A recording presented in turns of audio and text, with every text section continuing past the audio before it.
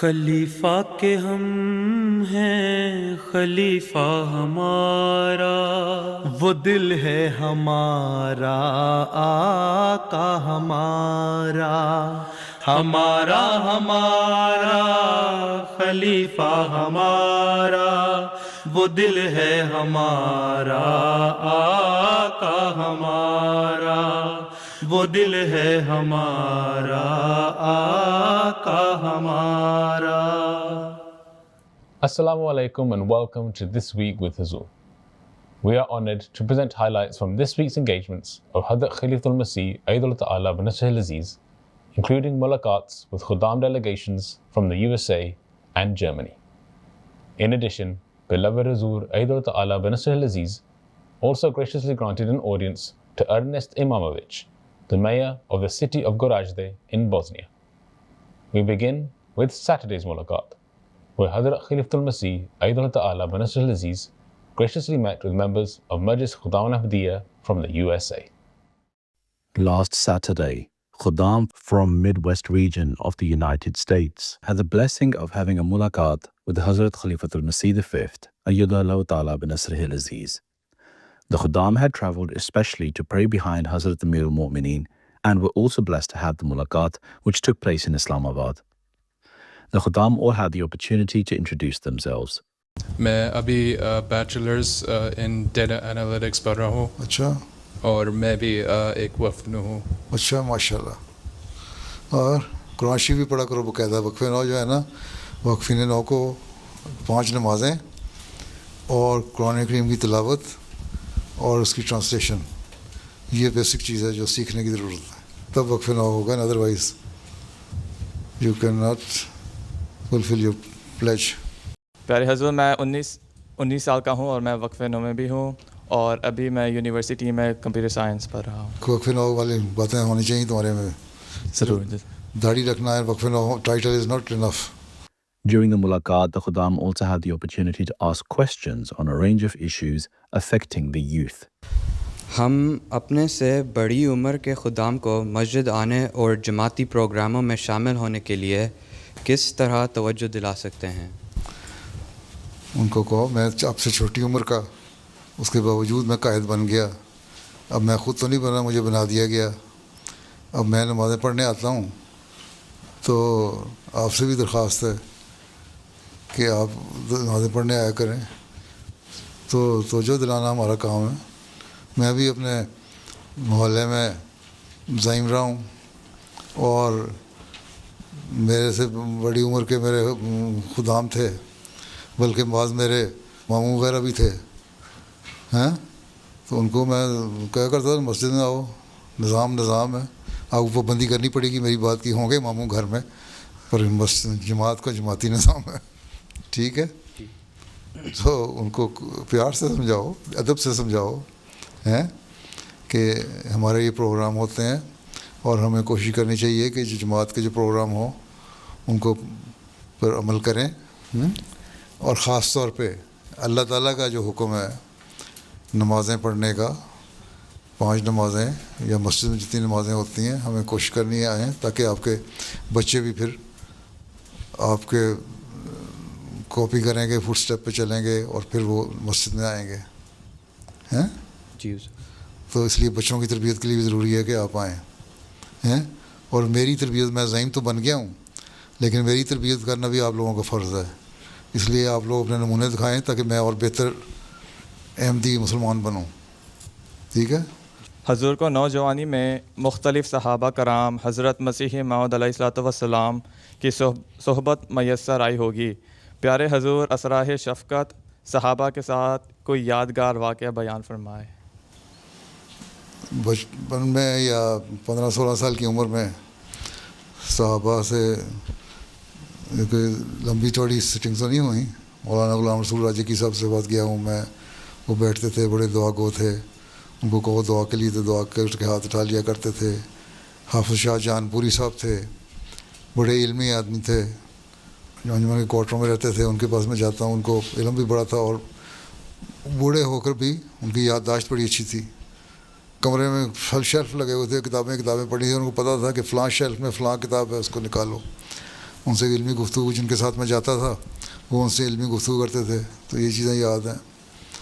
حضرت مسلم موعود کا بھی صرف جانا اور بیٹھنا اور سننا باتیں چھوٹی موٹی یاد ہے، ان کا خطبہ دینا، ان کی تقریریں کرنا بھی یاد ہے، لیکن مجھے تقریریں یاد نہیں۔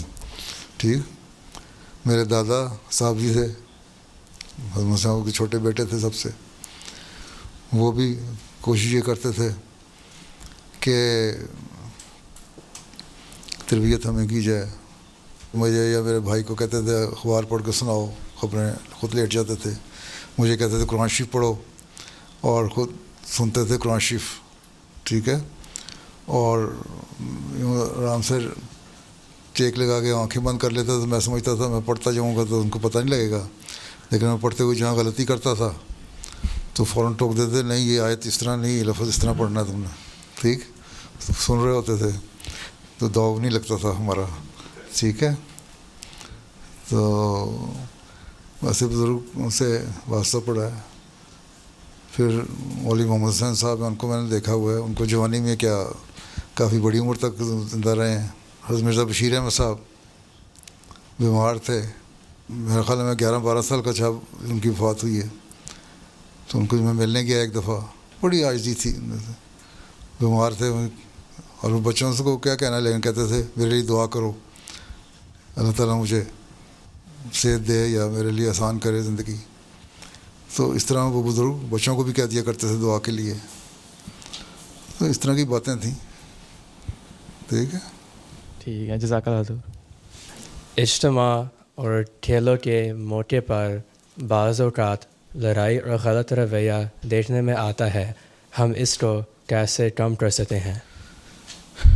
دیکھو اس کو کئی دفعہ بتا چکا ہوں، کھیل تو ہوتی ہے، اسپورٹس مین اسپرٹ ہونی چاہیے نا۔ ہمارے کھیلیں کوئی اس لیے تو نہیں ہوتی کوئی کمپٹیشن ہے، کہ میں نے کوئی ونر ہے کوئی لوزر ہے اور اس کو زندگی اور موت کا سوال ہے، it's a matter of life and death تو نہیں ہے، ٹھیک ہے۔ تو اس لیے کھیل کو کھیل کی طرح لینا چاہیے اور تربیت کرنی چاہیے۔ یہ تمہاری عاملہ کے ممبر، صدر خدام الاحمدیہ، سیکٹری تربیت، ماں باپ، سب کا کام ہے کہ بچوں کی تربیت ایسی ہو کہ ان کو پتہ ہو کہ ہم نے اچھی طرح ہر دفعہ بیہیو کرنا ہے، ٹھیک ہے، کھیلوں کے میدان میں بھی۔ تو اس لیے بعض دفعہ یہ ہوتا ہے لڑائیاں ہوتی ہیں تو ان ٹیموں کو یا ان لڑکوں کو ہم بین کر دیتے ہیں کھیلنے سے اگلے 1 سال کے لیے، 2 سال کے لیے۔ تو یہ تو خیر سزا ہے نا، لیکن اس سے پہلے اگر تربیت اچھی ہو تو یہ واقعہ ہی نہ ہو، کوئی اس طرح بیہیو نہ کرے، ٹھیک ہے۔ جزاک اللہ۔ My question is, how can we protect ourselves and protect our kids so that the pursuit of education and jobs doesn't lead to materialism and divert us from the remembrance of Allah? You should follow Islamic teachings. You should offer 5 daily prayers. I hope that your parents would have told you all these things. These are the good things, these are the bad things. So the same way, you can also train your children, do the proper tarbiyat, set your own examples before them, offer 5 daily prayers, pray for yourself and for your children as well, right? That Allah Ta'ala make you pious and keep you on the straight path, and for your children as well. Pray for them, pray for yourself, set your example before your children, and apart from that, you have to have some interaction with them. And if not daily, at least once a week, the whole family should sit together, discuss different faith matters, or at least listen to the MTA, or listen to the dars, or read any book, and discuss all these things, so that this way they would know that their religion, their faith is also something we should be given preference. So if they understand that my parents are prioritizing the religion or faith over everything, then they will follow your footsteps. Okay? Jazakumullah. One of the Khuddam asked Hazrat Amirul Mu'mineen if he can share his memories of meeting the previous Khulafa. خلیفہ ثانی تو بیمار تھے جب میں پوری طرح ہوش میں آنا شروع ہوا، لیکن اس وقت بھی وہ جیسے میں نے بتایا ان کو کہ نصیحت کیا کرتے تھے، اور نہیں باقی خلیفہ مسیح ثالث نصیحت کرتے تھے.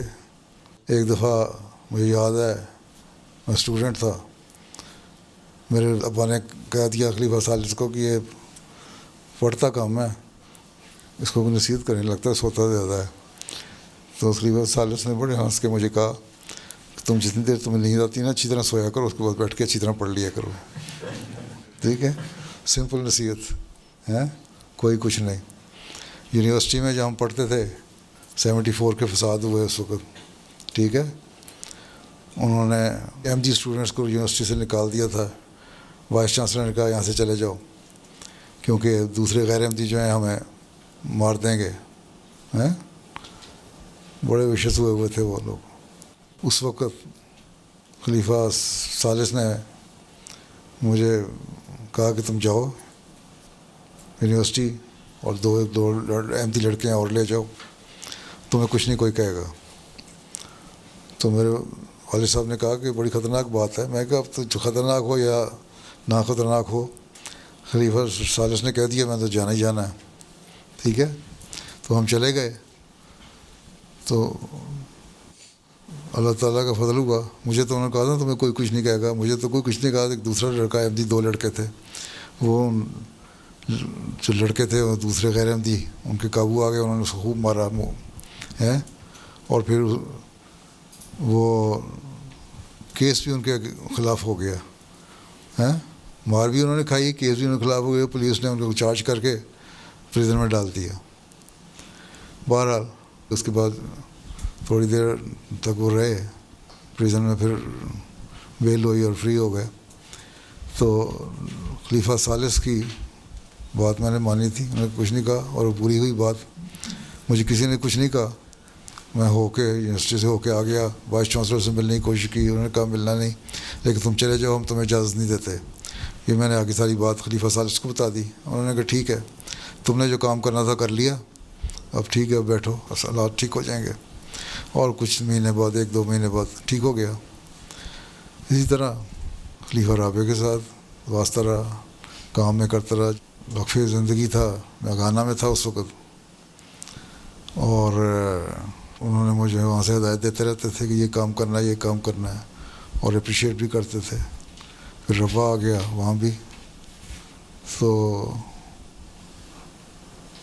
بہرحال میں بھی کوشش کرتا تھا کہ پوری طرح ان کے جو حکم ہیں ان کو فالو کروں، اور وہ بھی میری باتوں کو پسند کرتے تھے اور اپریشیٹ بھی کرتے تھے. دعا میری یہی بھی ہوتی تھی کہ خلیفہ ناراض نہ ہو جائے میرے سے. ٹھیک ہے، تو بس اس طرح کی باتیں ہوتی تھیں چھوٹی چھوٹی. باقی باتیں جو لمبی چوڑی ہیں وہ مجھے نہ یاد آتی ہیں، نہ بیان کر سکتا ہوں. ٹھیک ہے، نہ وقت ہے. ہم جماعت اور خلافت کے ساتھ کیسے اپنا تعلق مضبوط کر سکتے ہیں، اور ان خدام کبھی جو مسجد کم آتے ہیں؟ دوستی بناؤ نا ان خدام سے جو مسجد کم آتے ہیں، تمہارے دوستی میں آ جائیں گے تمہارے پاس. ٹھیک ہے، اور مسجد میں کوئی پروگرام ایسے بناؤ جو ان کے اٹریکشن کے بھی ہوں، انٹریکٹیو پروگرام ہوں، سوال جواب ہوں، مذہب کی باتیں ہوں، تو وہ آئیں گے سننے کے لیے. ٹھیک ہے، باقی پہلے سب سے مضبوط تعلق پہلے اللہ تعالیٰ میں لانا چاہیے. دعا مانگو کہ اللہ تعالیٰ مجھے توفیق دے کہ میں اس کا حق ادا کروں. اللہ کا حق ادا کیا کرنا ہے؟ نمازیں پڑھنا وقت پہ. 5 نمازیں فرض ہیں نا، یہ نہیں کہ 2 نمازیں پڑھیں، 3 پڑھیں، 4 پڑھیں، 1-2 چھوڑ دیں. صبح اٹھو، اپنی زندگی کو ریگولیٹ کرو، فجر کی نماز پڑھو، پھر اس کے بعد جو باقی پروگرام ہے وہ شروع کرو دن کے. اور اسی طرح کوشش کرو کہ قرآن شریف پڑھنا ہے. اس کو پڑھو, سمجھو, اس پہ عمل کرنے کی کوشش کرو. جب یہ چیزیں کرو گے تو تمہارا جماعت سے بھی تعلق پیدا ہوگا, کیونکہ جماعت تمہیں کہتی ہے کہ یہ باتیں کرنی چاہیے. تو اللہ سے تعلق پیدا کرنے سے جماعت سے تعلق بڑھے گا, اور جماعت کے تعلق کے لیے تمہیں اللہ سے تعلق بڑھانا پڑے گا. اور یہی خلافت کے ساتھ ہے. خلافت کا مقصد یہی ہے کہ لوگوں کو رہنمائی کرے کہ ان کا اللہ سے کس طرح تعلق ہونا چاہیے, اور اس کے لیے نصیحتیں کرتے رہتے ہیں. وقت کرتا رہتا ہوں میں, کبھی خدا علیہ کے اجتماع پہ میری تقریریں جلسوں پہ سنتے رہنا, اس میں نیکی کی بات ہی کہتا ہوں نا, اس پہ عمل کر لو. تو اور اللہ سے دعا کرو کہ ہمیں عمل کی توفیق ملے, تو پھر اللہ تعالیٰ توفیق دیتا ہے اور اس کو تم بہتر کر سکتے ہو. اور اسی طرح لوگوں سے جو نہیں آتے پیچھے لڑکے ہوئے تمہاری ایج گروپ کے لڑکے ہیں, ان کو قریب لاؤ, ان کو مسجد میں لاؤ, ان کے سے سوال جواب ان کے دیکھو کرو, تو ان کو تھوڑا سا انٹرسٹ پیدا ہو پروگراموں میں. ایسے پروگرام بنانے چاہیے جو سب کے انٹرسٹ کے ہوں, ٹھیک ہے. تو بعض وقت کھیلوں کی وجہ سے ہی لوگ آنا شروع ہو جاتے ہیں. چلو اسی بہانے کچھ نہ کچھ تو مسجد آنا شروع ہوئے نا, تو پھر ایسے ایسے اٹیچ ہوتے جاتے ہیں, تو پھر باقی پروگرام میں بھی شامل ہو جاتے ہیں. ایک جزاک اللہ حضور. The following day, on Sunday, Khuddam from Schleswig-Holstein region and Dietzenbach from Majlis Khuddam al-Ahmadiyya, Germany, were blessed to have a mulaqat with Hazrat Khalifatul Masih V. The Khuddam had especially traveled to pray behind Hazrat Amir al-Mu'mineen and were blessed to have the mulaqat, which took place in Islamabad. All the persons attending had the opportunity to introduce themselves and were able to ask questions on a range of religious and contemporary issues affecting the youth. One of the Khuddam asked Hazrat Amir al-Mu'mineen how Khuddam can create a sincere love for namaz and Allah the Almighty within their hearts. اللہ میاں پہ یقین ہے, اللہ تعالیٰ ہے. اللہ تعالیٰ کہتا ہے میں رب العالمین ہوں, میں ساری چیزیں دیتا ہوں. اس بات کو جو مانتے ہو, ٹھیک ہے. اگر کوئی انسان تمہیں کوئی تحفہ دے تم اس کے شکر گزار بنتے ہو نا, ٹھیک ہے. اس کا شکریہ ادا کرتے ہو. کوئی تمہیں تحفہ دے یا تمہارے فیور میں کوئی بات کرے یا تمہیں کوئی فائدہ پہنچائے, اس کا شکر ادا کرتے ہو نا. تو اللہ تعالیٰ کہتا ہے میں نے ساری دنیا پیدا کی, تمہارے پیدا ہونے سے جو سامان تھے اس میں جب تم ماں کے پیٹ میں تھے تبھی تمہارے لیے انتظام ایسا کیا کہ تمہاری اچھی طرح نرشمنٹ ہو جائے. پھر اچھے صحت مند بچہ پیدا ہوا, پھر اس کو ماں باپ نے پالا, تمہارے لیے سامان مہیا کیا, پھر بڑے ہوئے, تمہیں کچھ سیکھنے کا موقع ملا, تمہارے کپڑے, تمہاری پڑھائی کا انتظام کیا, ٹھیک ہے. تو ان کا شکریہ ادا کرتے ہو نا ان سب کا. تو اللہ کہتا ہے یہ ساری چیزیں میں نے دی تھیں, میں نے سکھایا ان کو سب کچھ, تو میرا شکریہ ادا کرو.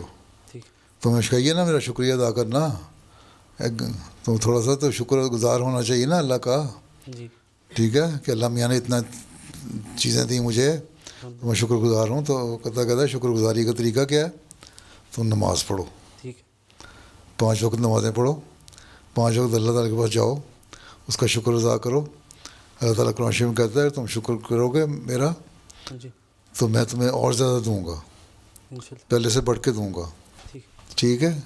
اس لیے اللہ تعالیٰ یہ نہیں کہ شکر ادا کر دیا تو اللہ خوش ہو گیا, ہاں جی میں بڑا خوش ہوں میرے بندے نے شکر ادا کر دیا. اللہ کہتا ہے مجھے تمہاری باتوں اور تمہارے شکریوں کی ضرورت نہیں ہے, لیکن اگر تم کرو گے تو میں تمہیں انعام دوں گا اور دوں گا, بڑھاؤں گا. اس لیے یہ سوچ کے نماز پڑھو تو نماز میں توجہ پیدا ہوگی اور اللہ کا شکر گزار بندے بنو گے, پھر اللہ تعالیٰ کے اور فضل ہوں گے, ٹھیک ہے. السلام علیکم پیارے حضور.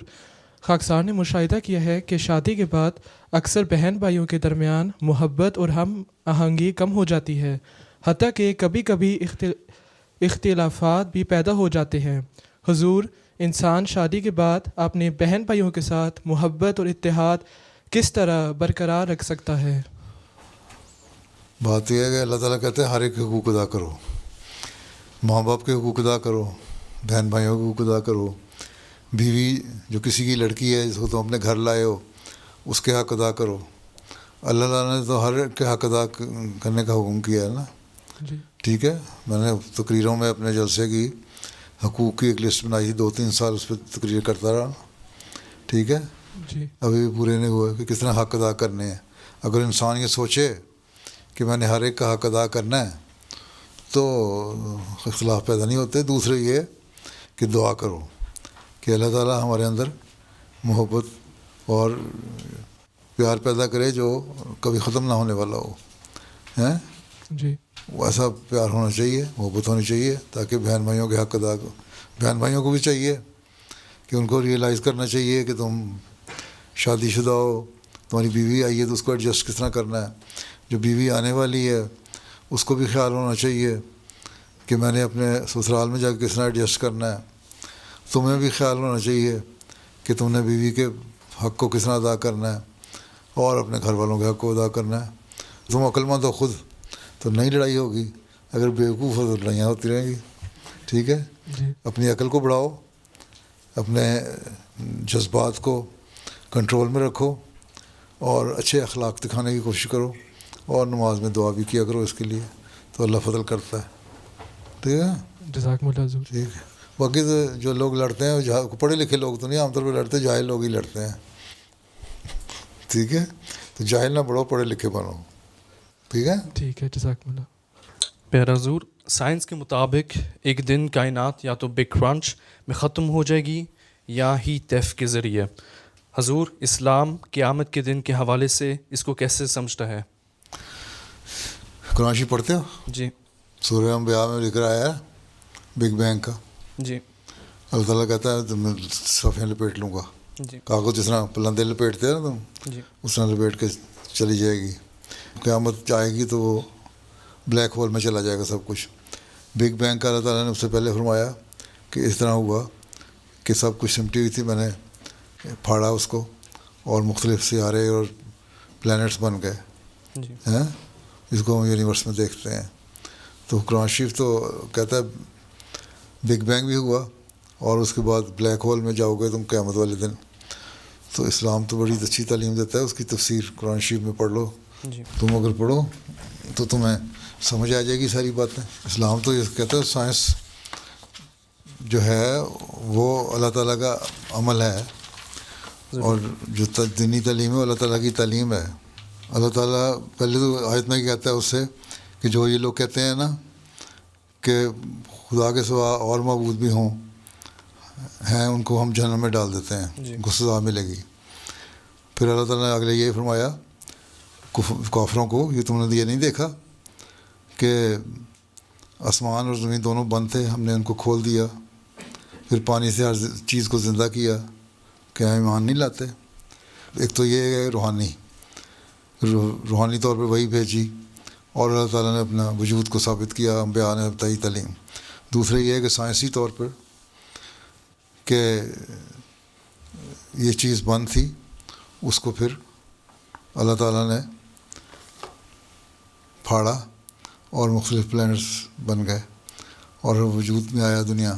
ٹھیک ہے, اور پھر پانی سے انسان پانی کے بغیر زندہ نہیں رہ سکتا, اس پانی کی بھی تعریف کر دی آگے. ٹھیک ہے, اسی طرح بلیک ہول میں جانے کے بارے میں اسی صورت کے آخر میں لکھا ہے کہ ہم آسمان کو اس طرح لپیٹ دیں کہ جس طرح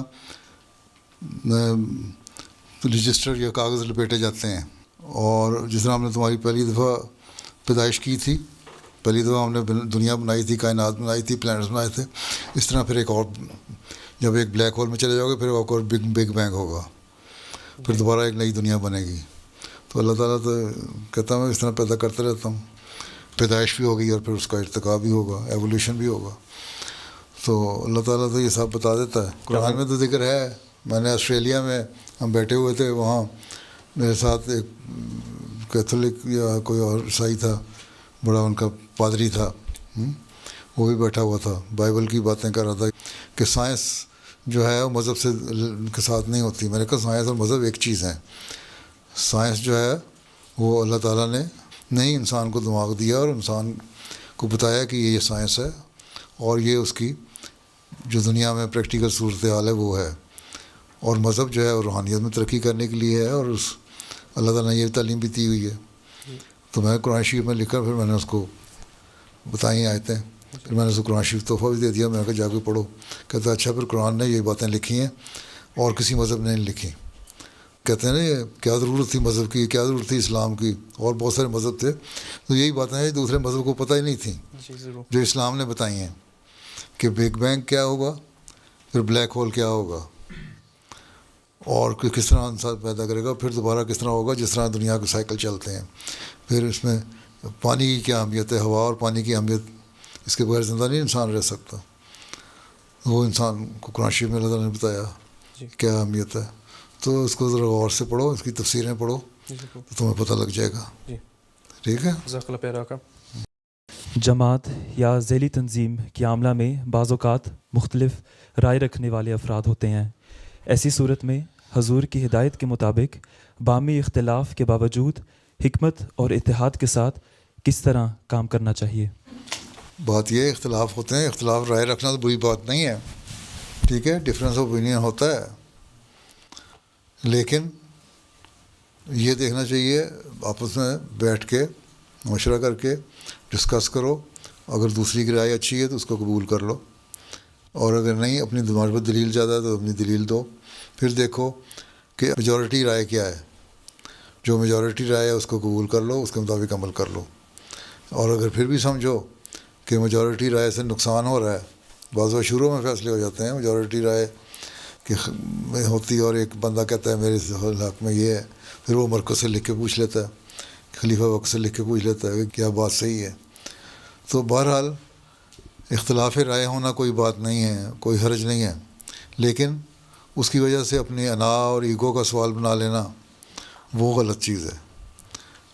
کوشش یہ کرنی چاہیے آپس میں مل جل کے کام کریں اور اس کے اچھے حل نکالیں, ٹھیک ہے, جس سے جماعت کو فائدہ ہو, ٹھیک ہے, انسانیت کو فائدہ ہو, اور ہمیں آپس میں ایک دوسرے سے معاشرتی تعلقات میں فائدہ ہو. یہ سارے فائدے دیکھنے چاہیے. ٹھیک ہے جی, ٹھیک ہے, جزاک اللہ حضور. اسرائیل اور حماس کے درمیان حالیہ جنگ بندی کے بارے میں حضور کا کیا خیال ہے, اور مشرق وسطیٰ کے مستقبل کے متعلق حضور کیا ارشاد فرماتے ہیں؟ ان کو خود ابھی احساس پیدا ہونے لگ گیا کہ اسرائیل نہیں مانے گا, وہ دوڑ لگاتا ہی رہے گا. باقی یہ ہے کہ مسلمان ملک کون سا کوئی بڑے کام کی باتیں کر رہے ہیں. اگر ان میں ایمان ہو, ان میں ایک قوت ہو پیدا, وہ ہے نہیں. ہر ایک کو اپنے اپنے ویسٹڈ انٹرسٹ چاہیے. تو یہ تو ان کا ٹارگٹ ہی یہی ہے کہ فلسطینیوں کو ختم کرنا ہے. جرنلسٹ میں لکھا ہے کہ جو ظلم ہوا ہے نا اس فلسطینیوں پہ, اس میں 60 ملک شامل ہیں. کہتا ہے یورپ اور امریکہ تو شامل ہیں ہی ہیں, عرب ملک بھی شامل ہیں. اگر عرب ملک ہوش کرتے اور کچھ نہیں تو کم از کم جو راستہ سڑکوں کو بلاک کرنے کا وہی کر دیتے, تو اس پہ اسرائیل مجبور ہو کے کچھ نہ کچھ ایگریمنٹ کر لیتا یا اپنا کچھ تھوڑا سا بیہیویئر ٹھیک کرتا.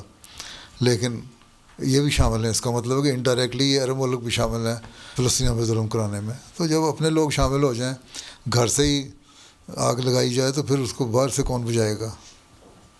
پیارا کا یہ سوال ہے کہ اگر کوئی شخص روحانی میں ترقی کی کوشش کرتا ہے, کچھ عرصہ تک بہتری بھی آتی ہے, لیکن بعد میں پھر دوبارہ اپنی پرانی حالت پر گر جاتا ہے اور یہ تسلسل چلتا رہتا ہے, تو کیا یہ کہنا درست ہوگا کہ ایسے شخص کی جو روحانی استطاعت ہے یا طاقت ہے وہ ایک محدود حد تک ہی ہے, اس سے آگے بڑھ نہیں سکتا؟ وہ قیام نماز جو حضرت مسیح صلی اللہ علیہ وسلم نے فرمایا ہے وہ کیا ہے؟ اس میں تشریح یہی فرمائی ہے کہ نماز گرتی ہے پھر تم اس کو کھڑا کرتے ہو.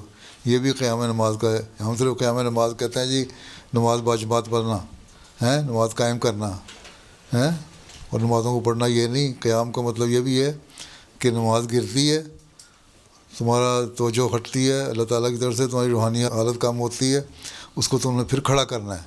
قیام کرنا کیا ہوتا ہے؟ کھڑا کرنا, ٹھیک ہے. تم پھر اس کو کھڑا کرو, اور یہ بار بار ہوتا ہے. اسی لیے اللہ تعالیٰ نے توجہ بھی دلائی ہے.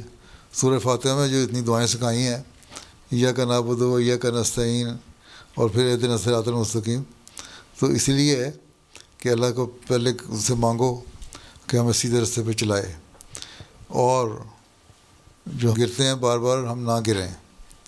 تو جب نفس مطمئنہ کی حالت طاری ہو جاتی ہے, ایسی حالت, تو پھر انسان نہیں گرتا. وہ حالت طاری کرنے کے لیے بار بار کوشش کرنی چاہیے. تو نفس لوامہ سے نفس مطمئنہ کی طرف بھی جانا چاہیے نا. پھر جب تم گرتے ہو تو ملامت کرتا ہے نا دل کیونکہ وہ میری نماز صحیح ادا نہیں ہوا ہے, میری روحانی حالت میں کمی ہو گئی, یہی لوامہ ہے. ٹھیک ہے, اب اس کو بہتر کرنے کے لیے دعا کرو, نفل پڑھو, دنیا کے جو چکا چوند ہے, جو چمک ہے, اس سے پرے ہٹو. دنیا کے جو غلط قسم کے جو توجہ ہے یا ترجیحات ہیں ان سے بچ کے رہو. تو پھر اللہ تعالیٰ سے مانگو دعا, تو اللہ تعالیٰ قبول بھی کرتا ہے. تو یہ تو مستقل ہے. اسی استغفار کے بارے میں بھی تم پڑھا نا, استغفار کے بارے میں کبھی پڑھا ہوگا مسلم صاحب کو, میں تو بھی دے چکا ہوں کئی, کہ استغفار بھی اسی لیے ہے کہ آئندہ گناہوں سے بھی اللہ تعالیٰ بچائے اور روحانی حالت جو ہے اس کو گرنے سے بچائے. تو یہ استغفار بھی ضروری اس لیے ہے, اس لیے کہتے ہیں نا استغفار زیادہ کرو. تبھی میں نے جماعت کو پچھلی تاریخ بھی کی تھی نا, استغفار زیادہ کرو, درود پڑھو, استغفار پڑھو. ٹھیک ہے, تو اسی سے بہتر ہوگی حالت.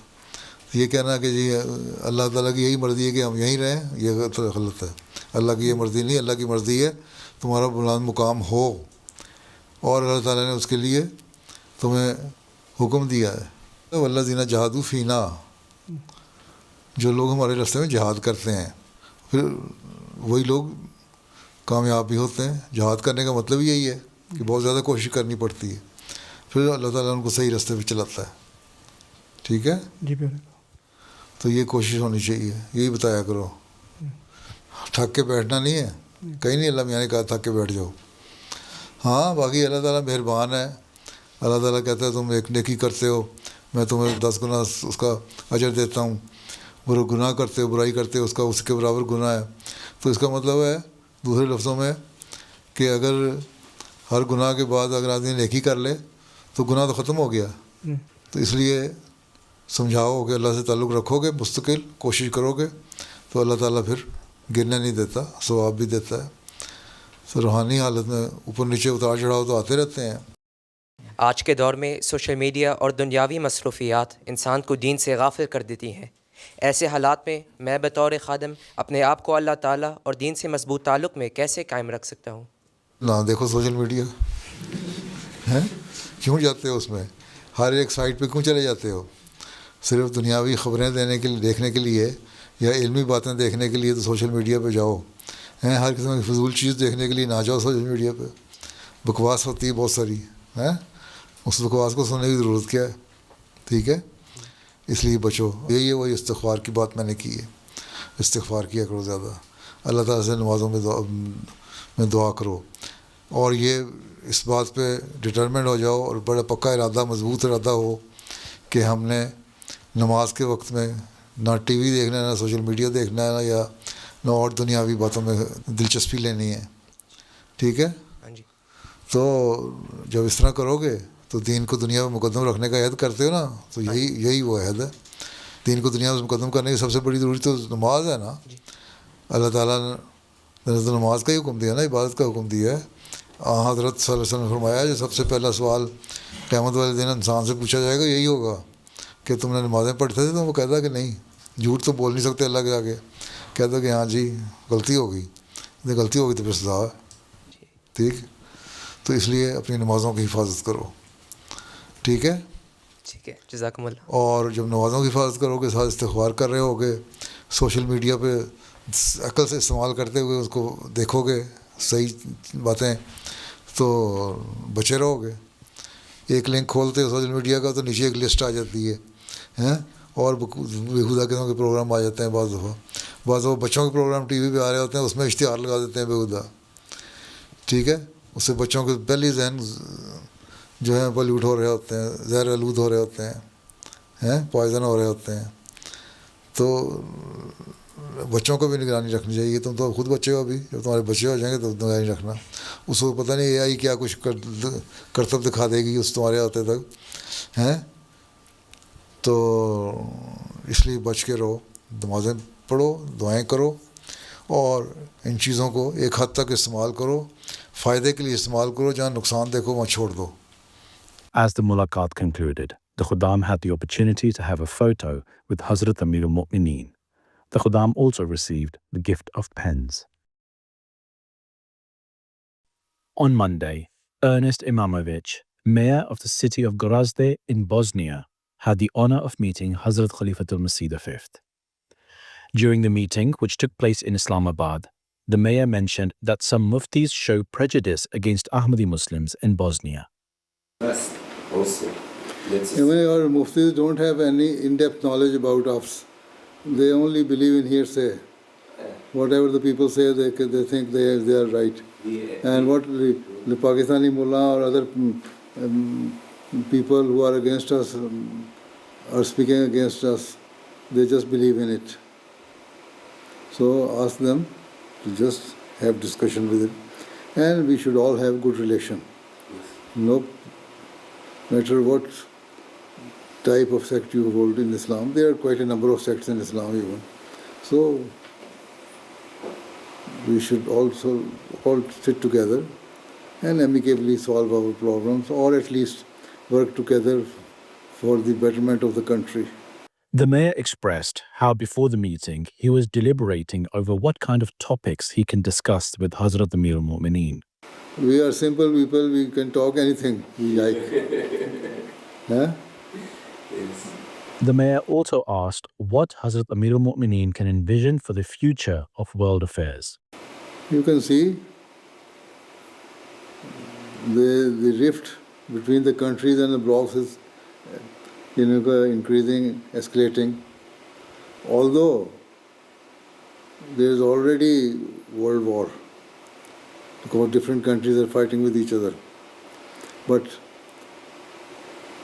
there can be a big world war in next few years, if not this year.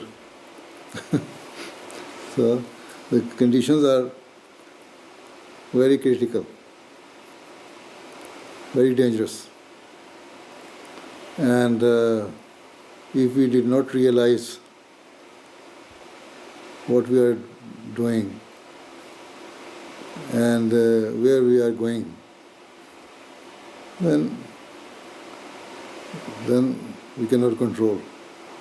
Because now the rightist people have started taking lead in their countries. Right wing in Germany, right wing in UK, right wing in France, everywhere number of right wing is increasing. So you just pray, Allah give them sense. They realize their responsibility, otherwise the result will be very unbearable for the countries, even your generations will suffer. This is why I say you should have good relations with your neighbors. Eastern European countries should make a bloc. Bosnia, Serbia, other countries, they should all try to live together peacefully.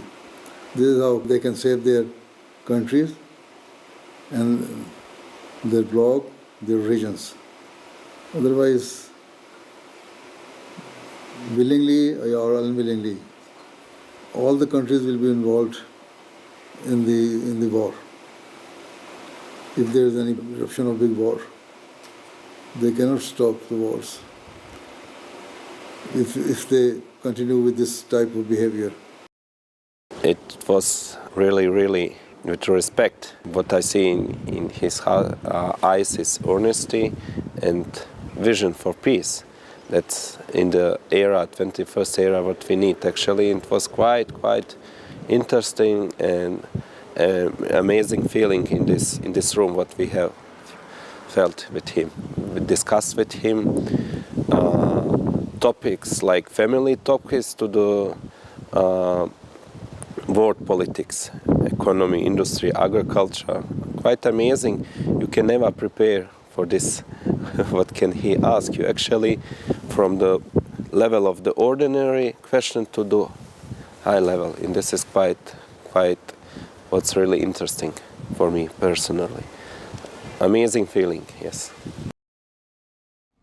Those were highlights from just some of Beloved Huzoor's activities over the past week.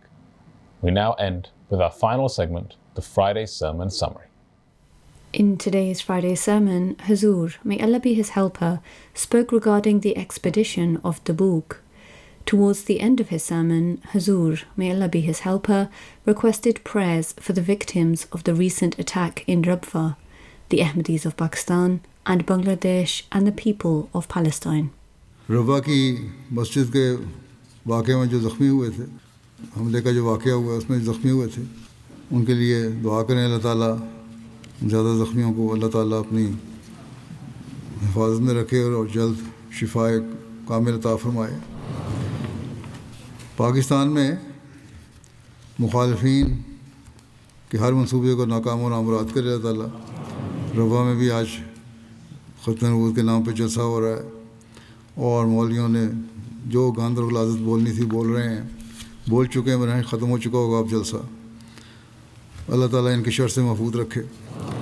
اسی طرح بنگلہ دیش کے احمدیوں کے لیے بھی دعا کریں، وہاں بھی مخالفین کے بڑے بد ارادے لگتے ہیں، اللہ تعالیٰ وہاں بھی ہر احمدی کو محفوظ رکھے۔ فلسطینیوں کے لیے بھی دعا کریں، اللہ تعالیٰ ان پر رحم فرمائے اور ظالموں سے نجات دے۔